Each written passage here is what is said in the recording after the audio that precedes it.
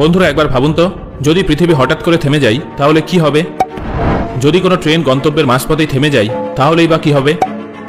যদি সম্পূর্ণ পৃথিবীর জল সমুদ্রের কোনো এক জায়গায় জমে যায় তাহলে কি হবে?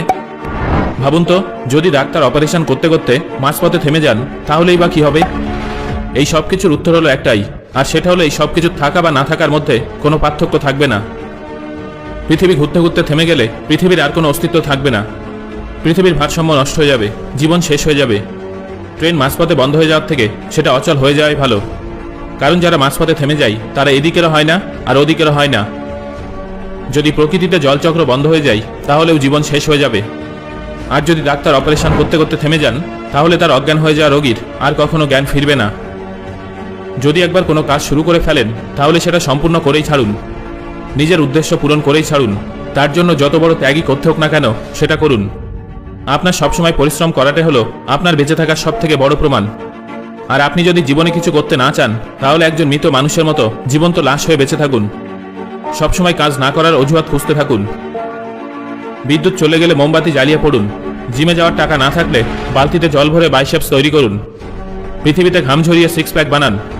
যদি মোবাইলে নেটওয়ার্ক না আসে তাহলে অন্য কারো মোবাইল থেকে কথা বলুন, কথা শেষ করুন, তারপর নিজের কাজ শুরু করুন। নেটওয়ার্ক আসার জন্য অপেক্ষা করতে হবে না।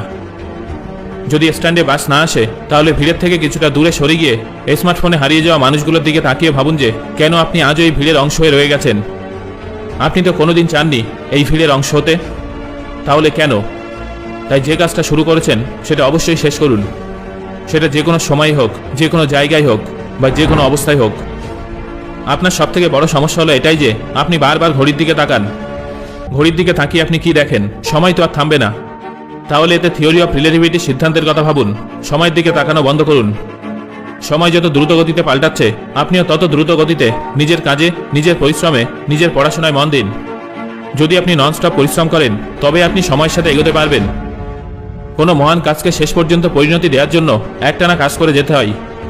যদি কোনো মহারাজা যুদ্ধ করতে যায় তাহলে সে শেষ পর্যন্ত লড়াই করে, যতক্ষণ না সে বিজয়ী হচ্ছে বা যতক্ষণ না তার প্রাণ যাচ্ছে। আজ আপনাকে কেউ শত্রুপক্ষের কাছে পাঠাচ্ছে না, কারণ সৃষ্টিকর্তাও এটা জানেন যে আপনি নিজেকেই নিজের সব থেকে বড় শত্রু বানিয়ে তুলেছেন, যাকে আপনি কখনো পরাজিত করতে চান না। যেদিন আপনি এই পৃথিবীর সাথে চুক্তি করার আগে নিজের সাথে চুক্তি করতে শুরু করবেন সেই দিন থেকে আপনাকে জীবন্ত বলে গণ্য করা হবে।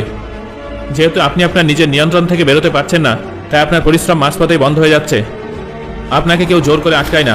এটা আপনার ইন্দ্রিয়ের স্বার্থ যে অলসতার মধ্যে গভীর আনন্দ খুঁজে পাই। আপনাকে সকালে উঠতে হয় না, ঘাম চালাতে হয় না, পড়তে বসতে হয় না, মিষ্টি মিষ্টি কাল্পনিক স্বপ্ন দেখতে কোনো সমস্যা হয় না। ধীর গতিতে এগোন বা দ্রুত গতিতে এগোন, যেটাই করুন না কেন এগোতে থাকুন। তবে এতটাও ধীর গতিতে এগোবেন না যাতে সময় আপনাকে এক সেকেন্ডে হারিয়ে দ্রুত গতিতে এগিয়ে চলে যেতে পারে। কারণ সবকিছুই কিন্তু সময়ের খেলা। যদি কারো কাছে অনন্তকাল সময় থাকতো তাহলে সে যা ইচ্ছা সেটা করত। 200 বছর ধরে মোবাইলে গেম খেলতো, সময় নষ্ট করত, তাতে কোনো সমস্যা ছিল না। কিন্তু যদি আপনি আপনার কঠিন পরিশ্রম মাঝপথেই ছেড়ে দেন তাহলে পৃথিবীর কোটি কোটি মানুষ এক নিমেষে আপনার থেকে এগিয়ে যাবে। পৃথিবীতে মানুষের অভাব নেই, সবাই নিজের জীবনে এগিয়ে যেতে চায়। কিন্তু মাত্র কয়েকজন মানুষই জীবনে সিরিয়াসলি এগিয়ে যেতে পারে। সেই সব মানুষ সব রকম পরিস্থিতিতে নিজেদের লক্ষ্যে অনড় থাকে। তারা যে কোনো অবস্থাতেই নিজেদের লক্ষ্য পূরণ করার জন্য পরিশ্রম করে। তারা কখনো থামে না। আপনাকে আপনার অন্তরকে নিজের অধীনে রাখতে হবে। তার অধীনে চললে, তাকে গুরু বানিয়ে ফেললে আপনি জীবনে সহজে এগোতে পারবেন না। কারণ আজ পর্যন্ত যতজন মানুষ সফল হয়েছেন তারা সবাই পরিশ্রম করেছেন, কখনো থামেননি। তাদের জন্যও কিন্তু এই ভিড়টাই ছিল, এই একই পরিবেশ ছিল, এই একই শরীর ছিল। তারাও চাইলে হাজারটা অজুহাত বের করতে পারত, কিন্তু তারা তাদের লক্ষ্যে অবিচল ছিল। তারা ক্রমাগত কাজ করত, আর এটাই ছিল তাদের সাফল্যের চাবিকাঠি। সো বন্ধুরা, এবার